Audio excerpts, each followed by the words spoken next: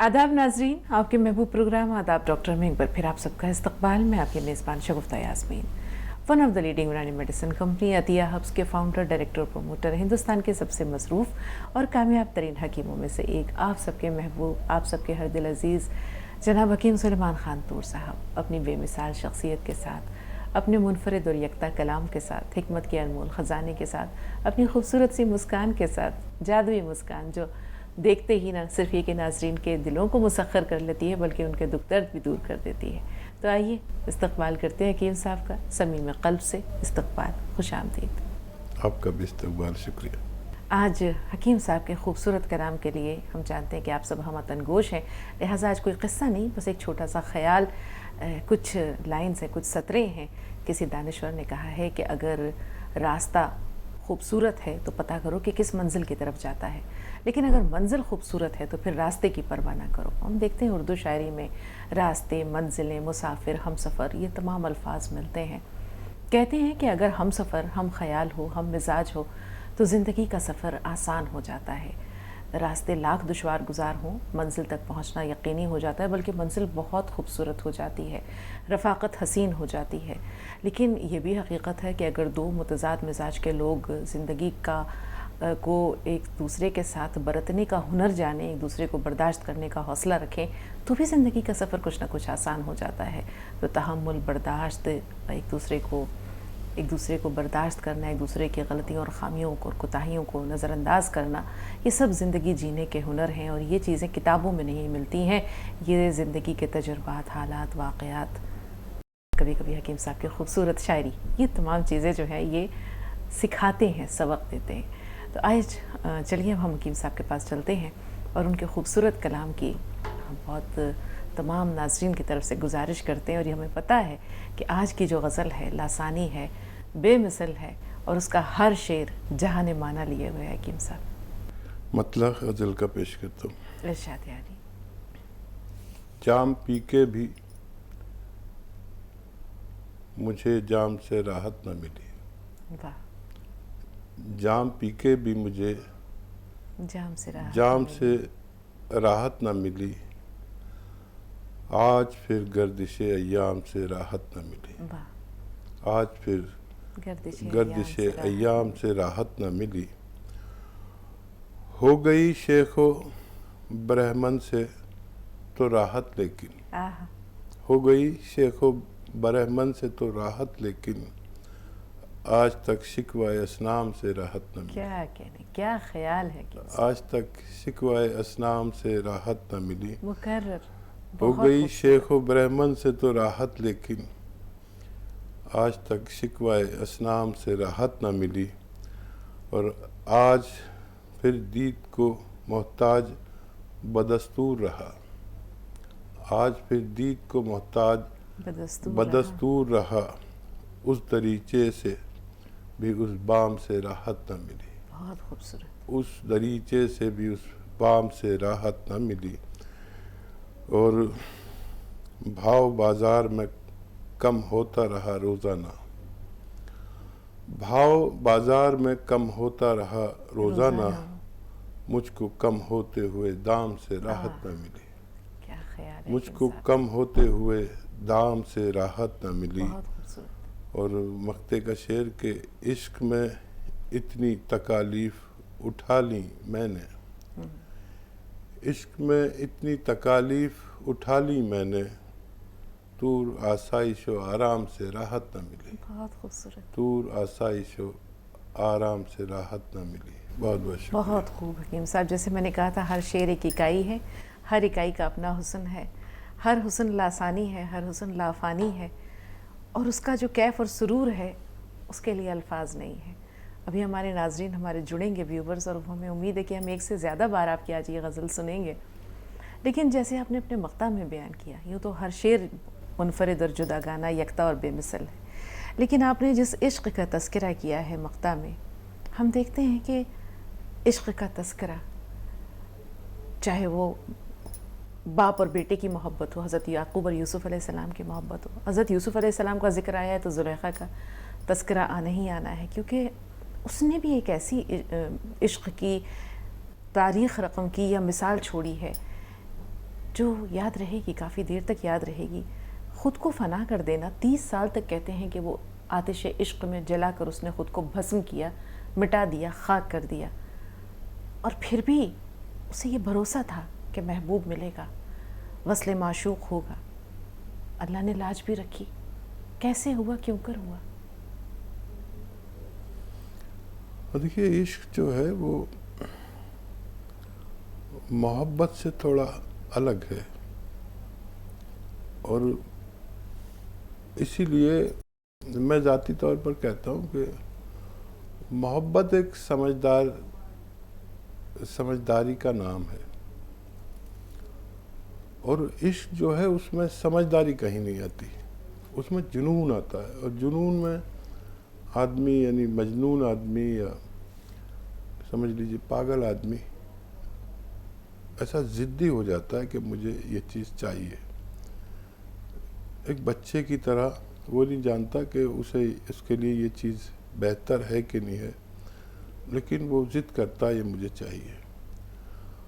अब ज़माना कितने ही बहाने बना ले, और बच्चा तो उसको रात के वक्त चाहिए, जो चीज़ रात में नहीं मिलती वो रात पे मांगता है, जो चीज़ दिन में नहीं मिलती वो दिन में मांगता है, जो चीज़ मैसर नहीं है उसकी तलब करता है। उसे नहीं पता कि आज भी अगर एक बच्चा अपने माँ बाप से वो चीज़ मांगता है जिसकी इस्तिताअत वो नहीं रखते, तो उसकी ज़िद पर वो उधार कर्ज लेकर उसे दिलवा दें,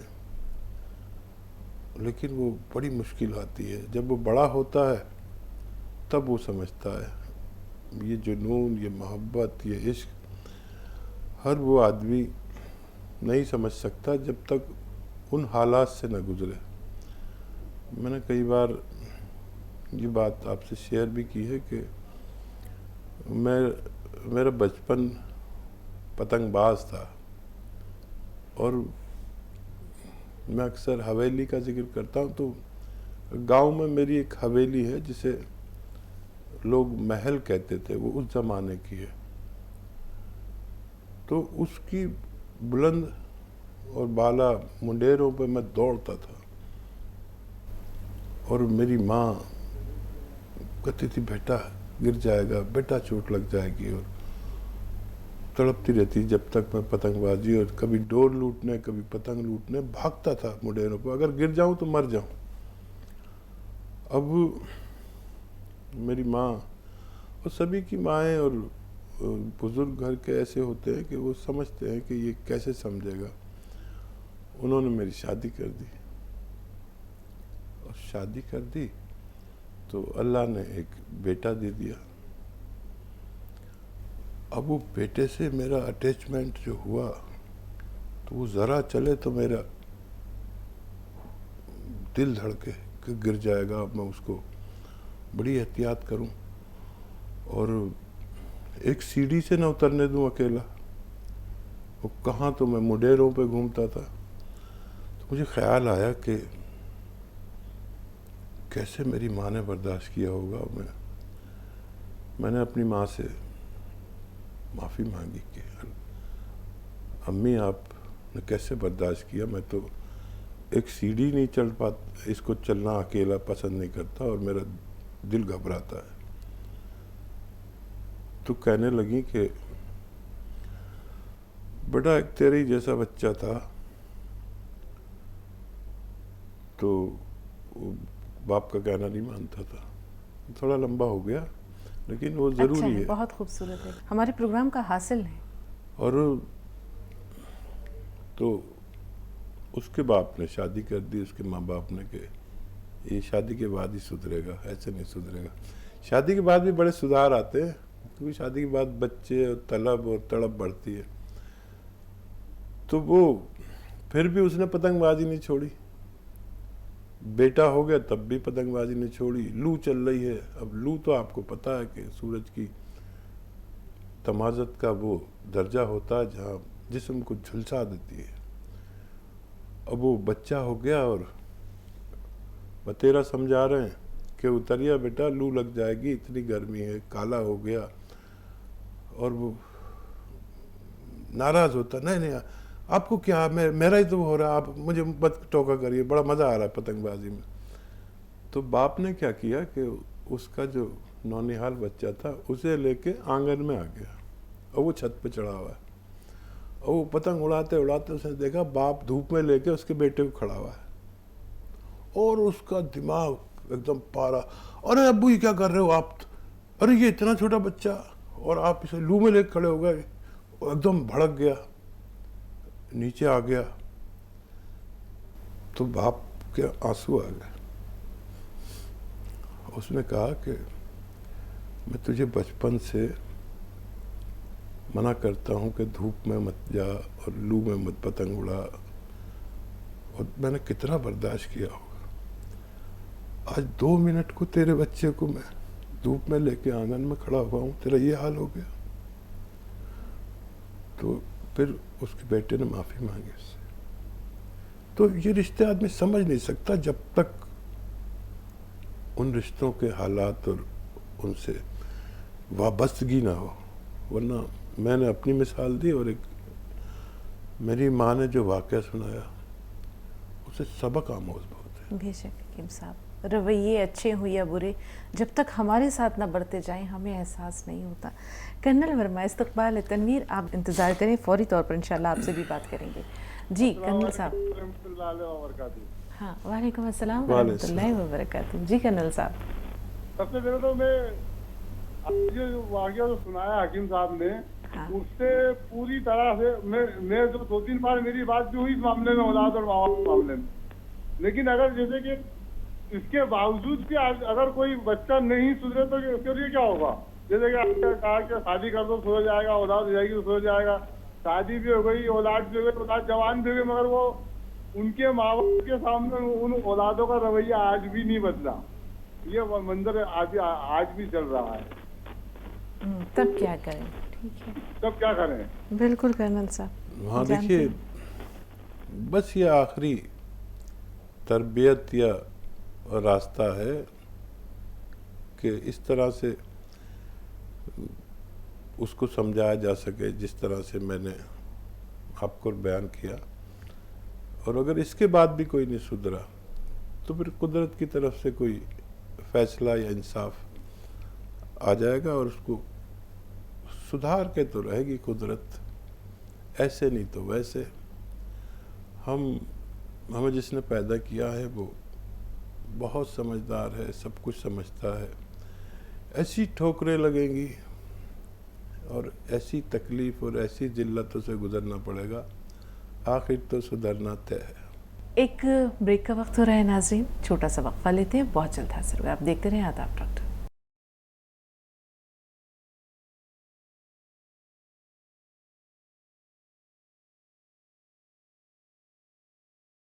ब्रेक के बाद एक बार फिर आप सबका इस्तकबाल है और हकीम साहब का दिल की अमीक़ गहराइयों से इज़हार तशक्कुर करते हुए एक बार फिर उन्हें प्रोग्राम में शामिल करने की गुजारिश करते। खुश आमदीद हकीम साहब। आदाब। तनवीर फ़ोन लाइन पर मौजूद है। जी अस्सलाम वालेकुम। वालेकुम अस्सलाम। जी तनवीर साहिबा। जी आपका और हकीम साहब का बहुत बहुत शुक्रिया। और हम बहुत दिन से दवा कर रहे हैं हकीम साहब की, और अपनी भी या अपने बच्चों की, अपने रिश्तेदारों की बहुत फायदा हुआ। और मेरे पास हर तरह का गोंद और हर तरह की नमक भी है, नमक जैतून है। शिवरंजनी के बारे में हकीम साहब ने पहले बताया था, उसके बाद में फिर कभी कुछ नहीं बताया। हमारे पास शिवरंजनी रखी है 2 साल से। तो और कोरोना में कई लोगों को दिया, जैसे सांस की तकलीफ होने लगी तो बहुत फायदा हुआ उसमें। तो अब वो शिवरंजनी के बारे में हकीम साहब ने कभी नहीं बताया, तो उसके बारे में हम जानना चाहते हैं। नमक कलौंजी भी हमारे पास है, शिवरंजनी भी, नमक जैतून का इस्तेमाल कर रहे हैं, और गोंद का, जामुन का गोंद, स्याह गोंद की दवा बनाते हैं। मेरा पैर टूट गया था, अब मेरा पैर भी सही हो गया। हकीम साहब की बहुत बहुत मेहरबानी। और ये जानना चाह रहे हैं कि वो जैसे हामला औरत है तो कौन कौन सी दवा आपकी नहीं खा सकती है? स्याह गोंद है और नमक जैतून, मोरिंगा, इस सब के बारे में। ठीक ठीक। और एक बात और है कि 26 साल की लड़की है, उसको महीना भी नहीं होता है, बच्चे नहीं है, तो उनके बारे में कुछ बता दीजिए। कभी हुआ ही नहीं या रुक और गया? हकीम साहब का बहुत बहुत शुक्रिया, बहुत तनवीर बहुत शुक्रिया। मैं बहुत बीमार रहती थी, अब एकदम सही हो गई हूँ। बहुत बहुत शुक्रिया हकीम साहब। ये वाकई अल्लाह ताला का ख़ास फ़ज़ल है और हकीम साहब की हिकमत का माशाअल्लाह मौजज़ा है, करिश्मा है। 26 साल की जिस लड़की के बारे में आपने बताया बहन, उसे आप फ़ोन लाइन पर मौजूद हैं? जी, हमको कुछ पता चला है, हमको किसी से बात नहीं हुई है, मगर सुना 26 साल की लड़की है, महीना बंद हो गया है, उसके बच्चे नहीं है। बंद हो गया है, ठीक है, हाँ, तो हल्दी के बारे में जो हकीम साहब बताते हैं, तो क्या उससे सही हो जाएगा?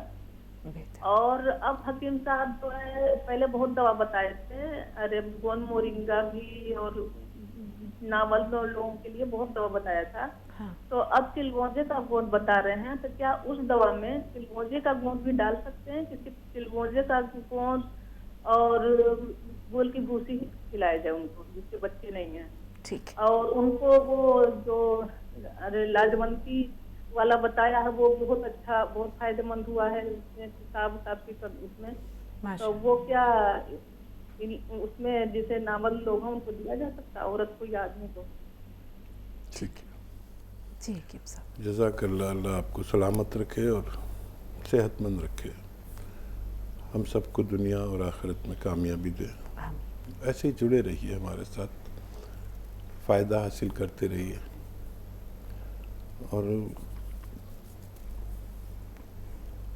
नुस्खे जात काफ़ी आपके पास है। शिवरंजनी के बारे में आपने पूछा है। देखिए, नमक शिवरंजनी, नमक जैतून और नमक कलौंजी, इन सब के फ़वाइद एक से हैं। आप एक चीज़ अगर ना हो तो दूसरी इस्तेमाल कर सकते हैं उसकी जगह पर, वो वही फ़वाइद आपको देगी इंशाल्लाह। तो तकरीबन एक से ही फ़ायदे हैं। और कोरोना के दौर में मैंने ये ज़्यादा बताया था, नमक शिवरंजनी, और जब ये कलौंजी और उसका बताने लगा तो फिर मैंने उसको कम कर दिया। तो आप उसकी जगह ये इस्तेमाल कर सकते हैं। और जिस बच्ची को हैज़ बंद हो गया है, वो नुस्खा आपको मालूम है कि 1 चम्मच हल्दी 1 हफ्ते में, या 1 हफ्ते में 2 बार भी दे सकते हैं, ज़्यादा परेशानी है तो। और दूध में मिलाकर 1 हफ्ते में 1 बार या 2 बार दिया करें। उम्मीद करें कि अल्लाह इस मर्ज़ से निजात दे सकता है बच्ची को।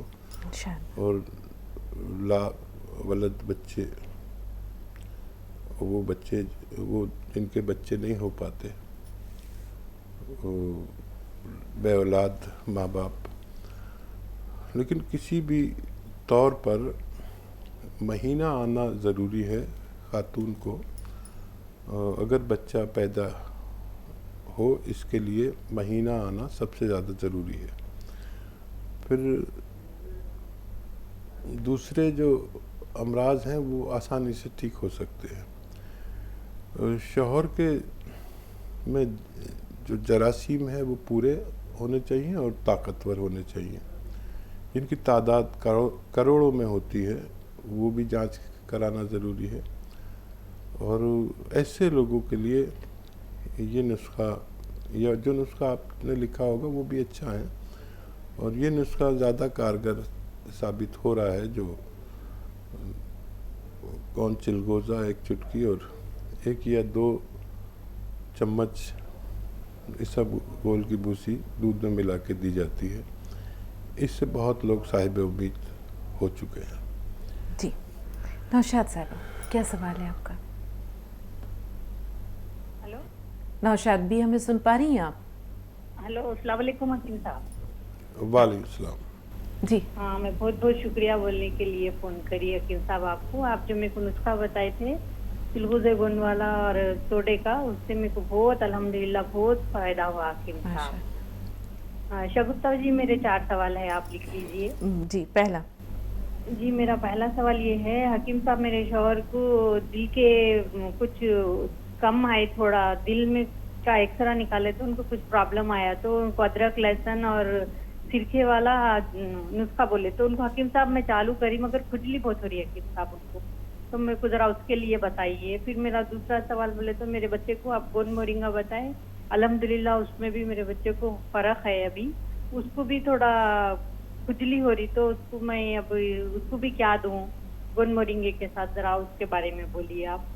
और मेरे को दूसरा सवाल बोले तो हकीम साहब मेरे को रोना बहुत जल्दी आ जाता, मैं बहुत ज्यादा जल्दी छोटे छोटे बात पर रो देती हूँ, तो जरा घबराहट, रात में जब बात सोती हूँ तो जब पूरे बातें मेरे दिमाग में घूमते हैं, तो जरा उसके लिए भी मेरे को कुछ बोलिए हकीम साहब, जरा उसके लिए भी नुस्खा ये बोलिए बताइए, आप। गोंद चिलगोजा और खाने का सोडा आपने किस मर्ज के लिए लिया था? लोग आपको सुन रहे हैं ताकि पता चले।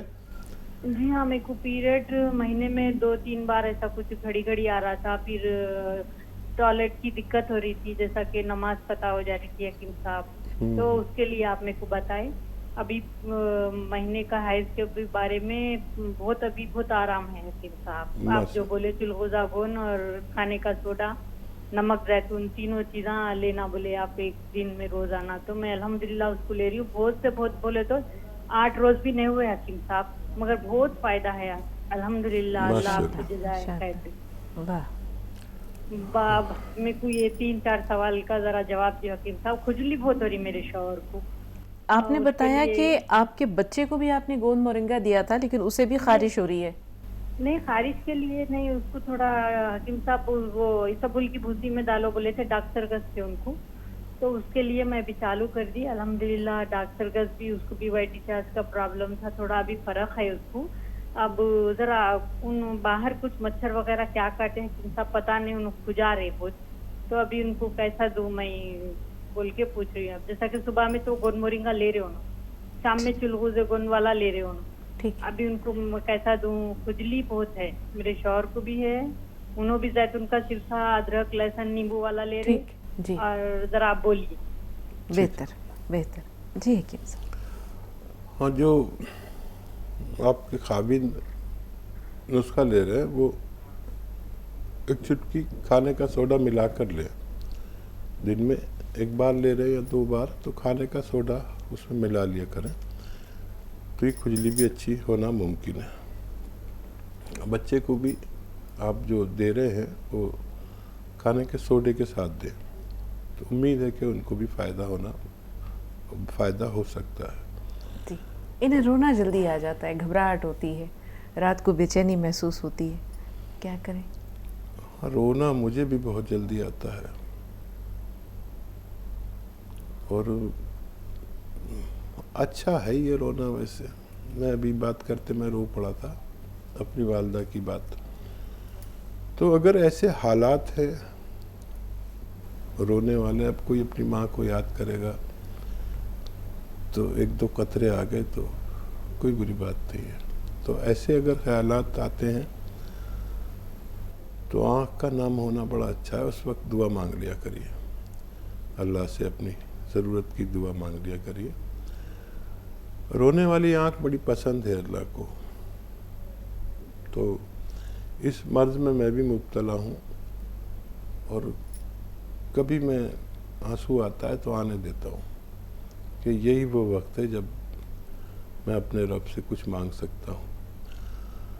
और कभी कुछ ज़्यादा रोना आए, ज़्यादा हद से ज़्यादा जो चीज़ हो वो मर्ज़ हो सकता है। तो अगर आप ये सोचते हैं कि आपको ये मर्ज़ हो गया है तो फिर उसका इलाज भी है, और ज़रूरत में रोना आना कोई बुरी बात नहीं है। जिसको ज़्यादा रोना आए वो आधा चम्मच धनिया या 1 चम्मच धनिया या उसका पानी या उसका धनिया का पाउडर खाएं, और 1 चुटकी नमक जैतून पानी में मिलाकर ले लिया करें रात को सोते वक्त 1 बार, तो इसमें फ़ायदा होना मुमकिन है। एक ब्रेक का वक्त हो रहा है नाज़रीन, छोटा सा वक्फा लेते हैं, बहुत जल्द हाजिर होगा। आप देखते रहें आदाब डॉक्टर।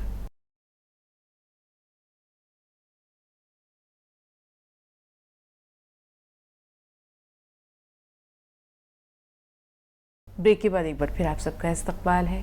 और हकीम साहब का दिल की अमीक गहराइयों से इज़हार तशक्कुर करते हुए एक बार फिर उन्हें प्रोग्राम में शामिल करने की गुजारिश करते हैं। खुशामदीद हकीम साहब। आदाब। शबाना साहब अलीगढ़ से, बताएं बहन क्या सवाल है? अस्सलाम वालेकुम। वालेकुम अस्सलाम। वालेकुम। अच्छा, मैंने कल प्रोग्राम में, वैसे तो मैं हकीम साहब का प्रोग्राम देखती रहती हूँ। कल मैंने सुना था कि हकीम साहब कह रहे थे कि आपको जितना भी वजन कम करना हो, हाँ। तो आप एक चुटकी नमक जैतून और एक चुटकी खाने का सोडा ये खा लें। जरूरत के मुकाबले जितना चाहेंगी आप उतना अपना वजन कम कर लेंगी। जी। अब मेरा वजन जो है तो बहुत वैसे ही कम हो रहा है। मैं बीपी की टेबलेट खाती हूँ ना, इस वजह से तो सब मुझे टोक रहे हैं, कमजोर हो रही है, इससे कमजोर हो रही है। अगर मैं नमक जैतून और ये खाने का सोडा लूंगी तो और कमजोर तो नहीं हो जाऊंगी? ठीक है। और दूसरा सवाल ये है मेरा कि रात को सोते में मेरे मुंह में बहुत लहाव सा आता रहता है, बहुत परेशान रहती हूँ मैं, उसकी वजह से नींद भी नहीं हो पाती मेरी पूरी। ठीक है। तीसरा? और तीसरा सवाल ये है कि मैंने हकीम साहब से अपने बेटे के बारे में कहा था कि उन्हें टाइफाइड हुआ था तो उनके दाने हो जाते हैं पीछे पीठ पर। कल भी मैंने बात करी थी इस वजह से। तो कभी लाल लाल हो जाते हैं, कभी वो मुरझा जाते हैं, बड़े बड़े पीछे ऊपर कंधों के पास है। तो हकीम साहब ने बताया था कि काली मिर्च और अलसी ये बताया था। मैं सही से सुन नहीं पाई थी, मेरा बच्चा रोने लगा। तो कल मैंने दोबारा सवाल करा तो हकीम साहब कह रहे थे कि एक चुटकी नमक जैतून और एक चुटकी खाने का सोडा ये बताया फिर दोबारा। ठीक तो है। मुझे क्या देना चाहिए आप ये बता दीजिए। ठीक है। और कोई सवाल?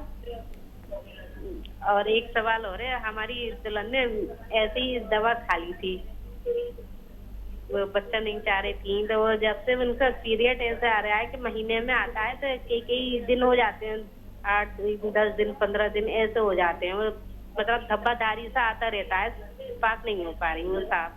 हाँ, इस तरह की दवाएं खाने से भी ये ओवरीज का निज़ाम ख़राब होता है, बच्चा ज़ाया करने की दवाएं वगैरह। तो जिनको ये सब हो गया है, ज़्यादा हैज़ आता है, तो वो एक चुटकी गौन चिलगोज़ा और एक चुटकी नमक जैतून दिन में 1 बार या 2 बार खा लिया करें। एक चुटकी नमक जैतून, एक चुटकी खाने का सोडा, एक चुटकी गौन चिलगोज़ा दिन में 1 दफ़ा या 2 दफ़ा खाने से पहले बाद में ले सकते हैं, पानी के साथ लेना है, तो वो मामूल पर आना मुमकिन है। और जिस बच्चे को टाइफाइड हुआ है उसकी पुश्त पर दाने है, हकीम साहब क्या मशवरा है आपका? तो देखिए, कुछ तरह की एलर्जी होती है, उसके लिए हम उस बीमारी को एक दवा से भी अच्छा कर सकते हैं, 2 से भी, और कभी कभी 4 दवाएं बता देते हैं। ऐसी बीमारी के लिए एक ऐसी बीमारी के लिए ये नमक जैतून काफ़ी होता है, एक चुटकी 2 बार देना। अच्छा, ये बीमारी 4 वजूहात से होती है, तो ये 1-2 वजूहात तो ये कवर कर लेता है नमक जैतून। फिर किसी को ये भी बताते हैं कि इसके साथ एक चुटकी खाने का सोडा ले लो, ये भी 1-2 वजूहात को कम करता है। जिसको इससे भी फ़ायदा ना हो तो हम कहते हैं कि आधा चम्मच अलसी हल्की भुनी हुई ले लो, उससे फ़ायदा हो जाता है। और किसी को ये भी कहते हैं कि इन सब नुस्खों के साथ, इस सब के साथ 2-2 1-1 चुटकी ये काली मिर्च का पाउडर भी खा लिया करें। तो ये सारी चीज़ें इन अमराज में काम करती हैं। आपको किस नौइयत का है, उस नौइयत की, या ये चारों चीज़ें भी खा सकते हैं, इनमें से 2 भी इस्तेमाल कर सकते हैं, 1 भी इस्तेमाल हो सकती है। जी। सोते वक्त रात को मुंह में लुआबी दहन बहुत आता है। हाँ, ये जो आपने फरमाया, ये जब हमारा पेट खराब होता है तो हम लुआब बहुत आता है, तो मुनहज़िम चीज़ें खा के सोया करिए। बेशतर जो लोग हाजमे के शिकार हैं या उनको ऐसा होता है, तो कुछ भी मुनहज़िम खा के आप सोएं तो ये शिकायत दूर हो सकती है। जी, नमक ज़ैतून खाने का सोडा वज़न कम करने के लिए, लेकिन अगर इनका वज़न लगातार कम होता जाए तो ये क्या करें? तो देखिए, ये दोनों बहुत सारे काम करते हैं। कोलेस्ट्रॉल दरअसल ये कम करते हैं, ब्लड प्रेशर को कंट्रोल करते हैं, हार्ट ब्लॉकेज को खोलते हैं ये दोनों, और किडनी को साफ सुथरा रखते हैं, क्रिएटिनाइन को कम करते हैं, बढ़ी हुई क्रिएटिनाइन यानी गुर्दों की गंदगी, और लीवर को अच्छा रखते हैं, एसिडिटी को कम करते हैं। तो अगर आपको दुबला नहीं होना तो इसके साथ खूब अच्छी ग़िज़ा खाइए, आप दुबले नहीं होंगे। और अगर दुबला होना है तो इसके साथ अपनी खुराक में कमी कर दीजिए। 3 रोटी खाते हैं तो 2 खाने लगिए, और खुराक मजबूत ना खाएं। लेकिन सबसे ज़्यादा ज़रूरी है हमारा खून पतला होना, और इस काम के लिए ये बहुत फ़ायदेमंद है, और भी बहुत सारे फ़ायदे ये पहुंचाता है। जी, मुस्कान नागपुर से। हेलो। हाँ मुस्कान, कैसी हैं आप? जी, अस्सलाम वालेकुम रहमतुल्लाहि व बरकातहू। वालेकुम अस्सलाम रहमतुल्लाहि। वालेकुम। जी अल्हम्दुलिल्लाह ठीक है, आप लोग कैसे हैं? अल्हम्दुलिल्लाह बखैर। जी, एक शेर बोलना है। हाँ बिल्कुल हो जाए, लेकिन ऐसा लगता है कि आज मुस्कान को नाश्ता नहीं मिला। जी। ज़रा ऊंची आवाज़ में मुस्कान, ताकि हम आपके शेर का लुत्फ ले सकें। जी। जी। नकाब नकाब क्या छुपाएगा शबाबे हुस्न को, नकाब क्या छुपाएगा शबाबे हुस्न को, निगाहे इश्क तो पत्थर भी चीर देती है। वाह वाह वाह वाह, क्या कह रहे हैं हकीम साहब। और सुधा जी के लिए भी एक शेर बोलना था। सुधा जी के लिए? जी हाँ हाँ ज़रूर, बताइए, सुनाइए। सुधा जी ने हमको देखे भी नहीं, इतनी प्यारी दुआएं दी है, बहुत शुक्रिया। हाँ। और सुधा जी ने देखे नहीं, ख्यालों में एक तस्वीर जमाई, उस पर एक शेर है। हाँ। इजहारे मोहब्बत पे अजीब हाल था उसका, इजहारे मोहब्बत पे अजीब हाल था उसका, लब रज़ामंद थे आंखें सोच रही। जरा ऊंची आवाज में मुस्कान, दूसरा मिसरा आपका सुनाई नहीं। लब रज़ामंद थे आंखें सोच रही थी। वाह वाह, क्या बात है, बहुत एक बार बोले फिर। हाँ हाँ। इजहारे मोहब्बत पे अजीब हाल था उसका, इजहारे मोहब्बत पे अजीब हाल था उसका, लब रज़ामंद थे आंखें सोच रही थी। वाह वाह, बहुत खूबसूरत, बहुत उम्दा। जी शुक्रिया।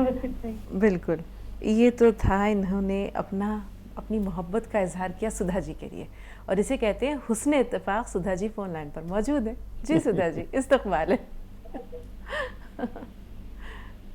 हमें सुन पा रही है सुधा जी? हाँ बेटा। इसे कहते हैं खूबसूरत इत्तेफाक। मुस्कान की आवाज इतनी धीमी है कि मैं लुत्फ नहीं ले सकी, वो क्या कह रही है, क्या नहीं कहा उसने, मैं सुन नहीं पाई बेटा। अब तो मैं शायर तो हूँ नहीं कि मुझे याद रहे। हकीम साहब को शायद कुछ याद हो।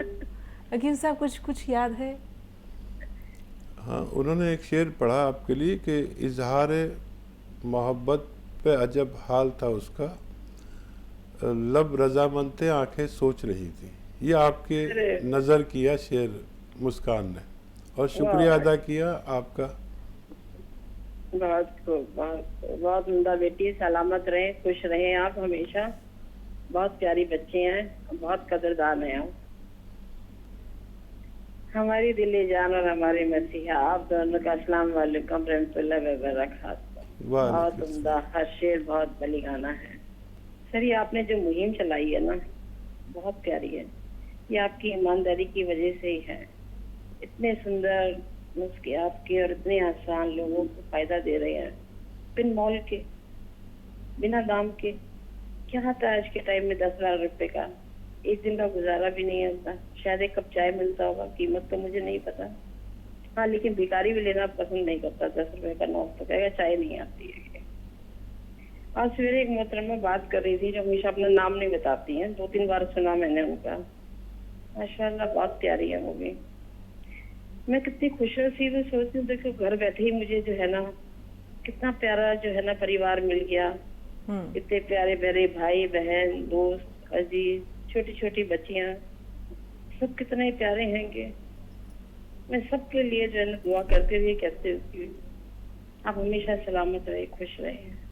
मैं हमेशा हर को अपनी खुशी में शरीक करती हूँ। ये सब आपकी बदौलत हुआ। सर पता है मेरी जो है सिस्टर की बेटी, उसकी नंद जो है ना मेयर है, पॉलिटिक्स में है। जब मेरी वीडियो शूट तो उन्होंने कहा, कहने लगी आपको क्या मिला, आपको क्या दिया उन्होंने? जैसे हम जैसे शो करते तो ना देते हैं कुछ ना कुछ। मैंने कहा मुझे वो मिला है जो आज तक किसी को नहीं मिला। कहने की ऐसा क्या मिल गया? मैंने कहा मुझे इतना प्यार, इतनी मोहब्बत और इतना चाहने वाले लोग जो मिले हैं, और मुझे क्या चाहिए? ये पैसे की कीमत तो तुम क्यों लगाते हो? मैंने कहा यही सब कुछ है तुम्हारे लिए। मेरी जिंदगी में इसका कोई मायना नहीं है। मैंने कभी जरूरत ही नहीं समझी इन चीजों की, ना मैंने इनको कभी तवज्जो दी। कहने लगे अच्छा आपके ख्यालात सुन के बड़ा अच्छा लगा। मैंने कहा अच्छा है या लगा या नहीं बेटा, लेकिन जो हमें उनकी वजह से जो हमें परिवार मिला है, जो हमें इतने प्यारे प्यारे कॉलर्स मिले हैं, हम आपस से एक दूसरे से बात करते हैं, मोहब्बत करते हैं, ये कम है क्या? वाकई इसमें कोई शक नहीं है सुधा जी। अभी मुस्कान ने उसका अमली नमूना भी पेश कर दिया। इससे बड़ा सबूत क्या हो सकता है? नहीं क्या दलील हो सकती है इससे बड़ी? नहीं हो सकती। वो एक शेर याद आ रहा है मुझे, इसी जगह पर सुनाना शायद ज़रूरी है कि बहुत अच्छा शेर है। जिन्हें हम प्यार करते हैं उन्हें हम कुछ नहीं देते। बिल्कुल। जिन्हें हम प्यार करते हैं उन्हें हम कुछ नहीं देते, उन्हें देते हैं हम सब कुछ जो इस काबिल नहीं होता। जी हाँ। दरअसल यहाँ पर ये शेर सुनाना ज़रूरी था। मैंने आपको कता कलाम किया, बीच में बात रोक दी, माफ़ी चाहता हूँ। नहीं सर, आपके शेर, आपके अशार तो इतने मार्वलस होते हैं, इसका कोई हिसाब नहीं। आप सुनाया करें, मैं तो बहुत ध्यान से सुनती हूँ आपके शेर और सोचती हूँ कि बस नोट कर लो, क्या पता कब किस काम आ जाए। वाह। सर मेरा एक सवाल भी है और कल जो है कुछ कहूँगी भी आपके बारे में। कल मैंने ये बात सवाल किया था, उनकी उम्र 72 साल है और वो आपकी सारी मेडिसिन भी लेती हैं, लेकिन टेस्ट कराया तो उनका आयरन बहुत ज्यादा बढ़ा हुआ है और फैट भी। फैट के लिए तो जैसे आप बताते, मैंने उनको बताया कि वो लो 2 चुटकी जीरा या वो डाल करके जीरे का छिड़का इसके साथ लो, जितने नमक और मीठा सोडा, जल्दी मतलब आपका फैट चला जाएगा। तो जो वो आयरन, तो जैसे उन्होंने वो खाती भी थी आयरन की चीजें, जैसे शलगम है, सर्दी में बहुत खाए, चुकंदर वगैरह, ये सब चीजों में जैसे आयरन होता है, तो क्या ये वो लेना बिल्कुल बंद कर दें? जो जो चीजें आयरन की होती हैं, क्या आयरन नुकसान देता है जी? ज्यादा बढ़ा हुआ आयरन नुकसान भी देता है क्या? हीमोग्लोबिन भी उनका शायद 13 के करीब रहता है, या 12 या 13 के करीब हीमोग्लोबिन भी रहता है। किसी ने कहा कि आयरन ज्यादा बढ़ा हुआ बहुत नुकसान देता है, आयरन छोड़ो भाई, जो जो चीज आयरन की है वो खाना आप छोड़ दो, डॉक्टर का ये मशवरा है। ठीक। एक चीज, हाँ, आपकी नजर, दर्द बताया नहीं जाता, दिल की दास्तान सुनाई नहीं जाती, दिल में जख्म गहरे हैं इतने दिखाई नहीं जाते, ना जाने उसने क्या कर दिया, उनके लिए हमेशा हाथ दुआ के लिए ही उठते हैं, पास रहते हैं या दूर रहते हैं, दिल में जरूर रहते हैं। वाह, बहुत उम्दा। जी हकीम साहब। हाँ देखिए सुधा जी, बहुत शुक्रिया। उन खातून ने आयरन की कुछ दवाएं ज़्यादा खा ली हैं। आयरन की जो कैप्सूल्स और टैबलेट्स मिलती हैं वो कुछ ज़्यादा इस्तेमाल कर ली। इत्तेफाक से अगर कोई दवा खा रहे हैं लगातार तो उसे छोड़ दें और धीरे धीरे कंट्रोल आएगा। जो आपने नुस्खा उन्हें दिया है और वो लेंगे तो आयरन भी कंट्रोल होना मुमकिन है। और कुछ सवाल था इनका? और बस इनके अज़हार ख्याल था, खूबसूरत से अशार थे जिसके लिए हम हद दर्जा ममनून और मशकूर हैं सदा जी के। एक ब्रेक का वक्त हो रहा है नाज़रीन, छोटा सा वक्फा लेते हैं, बहुत जल्द हाजिर होगा। आप देखते रहें आदाब डॉक्टर।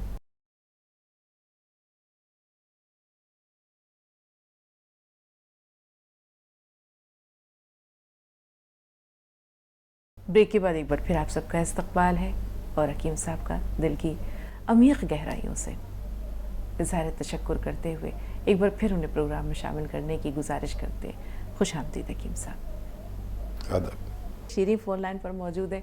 जी बताएं शीरी। अस्सलाम वालेकुम वरहमतुल्लाहि वबरकातुहू। वालेकुम अस्सलाम। शीरी ज़रा बुलंद आवाज़ से।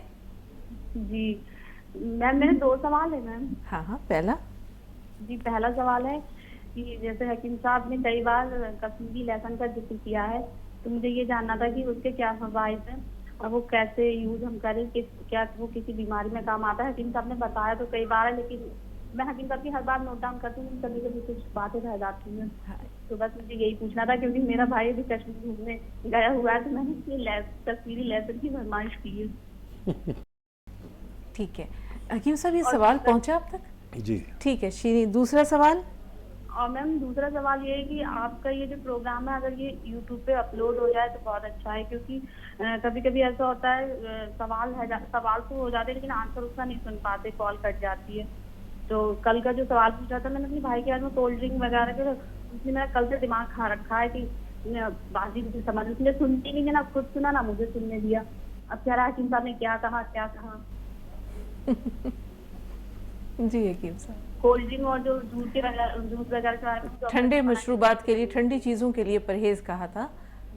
बेहतर वो सवाल अगर आपके जहन में हो हकीम साहब तो बता दें, क्योंकि वो बहुत ज़्यादा परेशान है। मैंने ये जो कोल्ड ड्रिंक्स वगैरह को मना किया था कि कोल्ड ड्रिंक्स से भी वो मर्ज़ पैदा होता है जो आपके भाई को है, और इसमें एक ऐसा हज़म ना होने वाला पदार्थ होता है जो हमारी किडनी को नुकसान पहुंचाता है और वो उस मुतालिक बहुत नुकसानदेह है। तो अक्सर लोग ना कोल्ड ड्रिंक्स में ये जो पीते हैं, जो मसनूई कोल्ड ड्रिंक्स हैं, तो वो ना पिया करें तो उनको और ज़्यादा फ़ायदा मुमकिन है। बस यही सवाल था ना इनका। अब वो सवाल जो मुझ तक नहीं पहुंचा था लेकिन आप तक पहुंच गया था। हाँ तो हाँ, कश्मीरी लहसुन। हाँ कश्मीरी लहसुन, भाई तो आपका कश्मीर गया हुआ है लेकिन पता नहीं वहाँ वो ला पाएगा या नहीं। ये ड्राई फ्रूट में आता है और वही जो लोग बादाम वगैरह बेचते हैं ना, पंसारी, उनके पास मिलता है। महंगा काफ़ी होता है,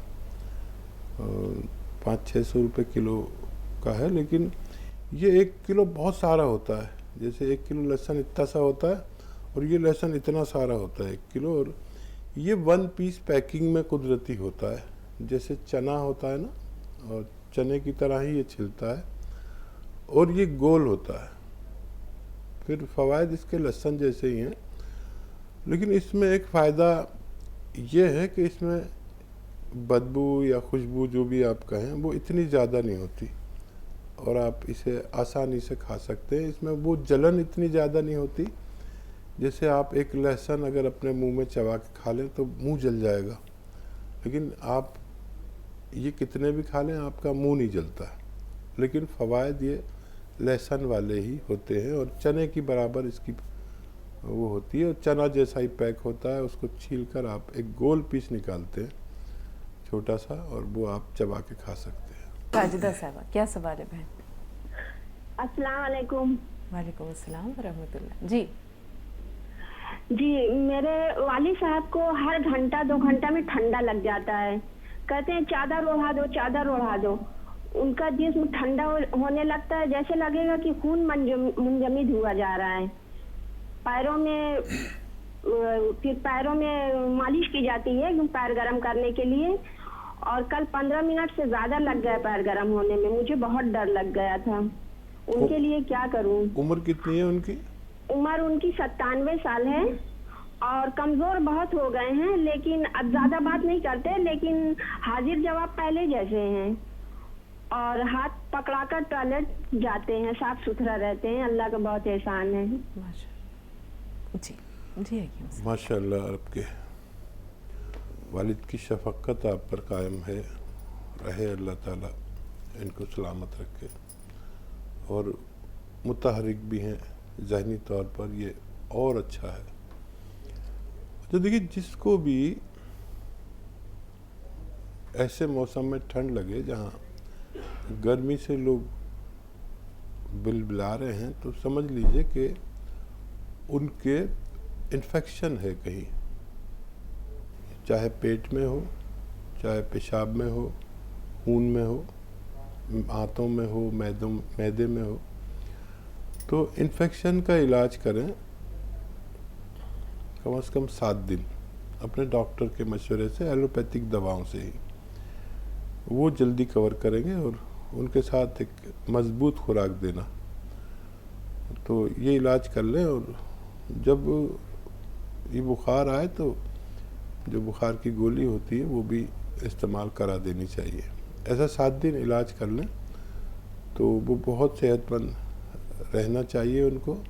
और कभी भी ऐसे बुखार आने का मतलब है कि हमारे जिस्म में कहीं इन्फेक्शन पल रहा है। जी रईस साहब, क्या सवाल है? हेलो जी रईस भाई फरमाइए। हाँ, अस्सलाम वालेकुम। वालेकुम अस्सलाम। वालेकुम।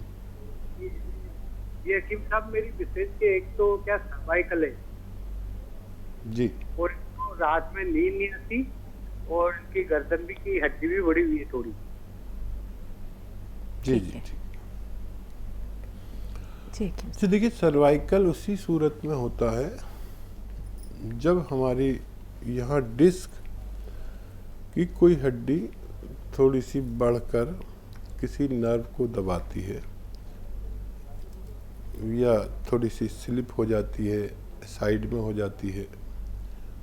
कुल मिलाकर हमारी डिस्क की जुम्बिश को ही सर्वाइकल कहते हैं, जो गर्दन की डिस्क होती है। तो सर्वाइकल का सबसे अच्छा इलाज है कि ये एक्सरसाइज आप टाइमिंग के हिसाब से 1-1 मिनट करके 3 बार 3 मिनट करें। ये दुनिया की अच्छी एक्सरसाइज है, और उन मशीनों से भी अच्छी है जो आजकल अस्पतालों में पाई जाती है और फिजियोथेरेपिस्ट इस्तेमाल करते हैं। मैंने इस एक्सरसाइज को उससे अच्छा पाया और बहुत कामयाब पाया। और एक ही एक्सरसाइज ऐसे ऐसे ऐसे, एक ही एक्सरसाइज। और एक ये करें कि अपने बेड पर ऐसे सीधा लिटा दें उन्हें, और ये गर्दन नीचे लटका लें बेड से, और पूरा जिस्म ऊपर रहे सीधा, और बेड से ये ऐसे लटका के ऐसे लेटे रहें 5-5 मिनट दिन में 4-5 बार ऐसा कर लिया करें। अगर आज से करेंगे तो आइंदा 10 दिन में सर्वाइकल कहाँ गया ये आप ढूंढते रह जाएंगे। ये मुजर्रब है, मेरी मुजर्रब है, और बेशुमार लोगों ने इससे फ़ायदा उठाया। लेकिन घड़ी देखकर ईमानदारी से 3-3 मिनट वो दूसरी एक्सरसाइज करें, और ये लेटने वाली फिजियोथेरेपी आप 5-5 मिनट 4-5 बार करें। नींद आना, नींद के लिए देखिए, अगर डायबिटीज़ नहीं है तो उन्हें 1 मुट्ठी अंगूर खिला दिया करिए रात में। ऐसी नींद आएगी गफलत की कि मज़ा आ जाएगा। डायबिटीज़ नहीं है तो, और डायबिटीज़ है उन्हें तो जैतून का सिरका असली पिला दीजिए 2-3 चम्मच पानी में मिलाकर। खूब गफलत की नींद और सुकून मिलेगा। आप ये इस्तेमाल कर सकते हैं। जी, तो सीना साहब फोन लाइन पर मौजूद हैं, तो सवाल बताइए। जी अस्सलाम वालेकुम। वालेकुम अस्सलाम। जी वालेकुम। बाजी मेरा 9 सवाल है। पहला सवाल ये है कि सफेद गोंद मोरिंगा मंगवाया है मैंने बालों के लिए, इसका इस्तेमाल का तरीका हकीम साहब से जानना चाहती हूँ। ठीक है। दूसरा? और दूसरा सवाल है कि स्किन प्रॉब्लम के लिए मैंने 1 हफ्ते से नमक जैतून इस्तेमाल कर रही हूँ। हाँ। अभी इस्तेमाल कर रही हूँ, मगर मुझे ना मुंह में जो थोड़ा इन्फेक्शन हो गया है, तो अभी खाती हूँ, मुझे बहुत ऐसी महसूस हो रहा है। मुझे क्या है, नमक जैतून से हो रहा है? क्या महसूस हो रहा है हसीना साहब? जो भी सब्जी खाती हूँ तो जलन सी हो रही है। जलन महसूस हो रही है, ठीक है जी। शायद मुंह में जो इन्फेक्शन हुआ है। ठीक है, गौर से सुनिए दोनों सवालों के जवाब। जी हकीम साहब।